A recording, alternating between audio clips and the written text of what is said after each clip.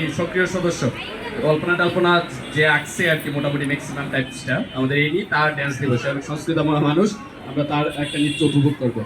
এই পর্যায়ে আমি শুভেচ্ছা বিনিময় বা বক্তব্য যাই বলি না কেন রাখার জন্য আমি অনুরোধ করছি আমাদের সম্মানিত উপদেষ্টা, আমাদের মিডিয়াম থিয়েটার ডিপার্টমেন্টের সম্মানিত চেয়ারম্যান জনাব নূরিন সাজ্জাদ ম্যামকে। অসংখ্য ধন্যবাদ। অসংখ্য ধন্যবাদ। খুবই ভালো লাগছে।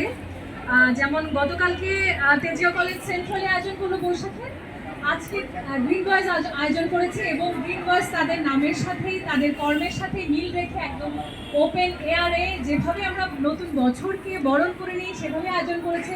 চমৎকার আলপনা, চমৎকার সাজসজ্জা আমাদের মিলনায়তনের এবং সকলে যারা উপস্থিত হয়েছেন একেবারেই বাঙালি।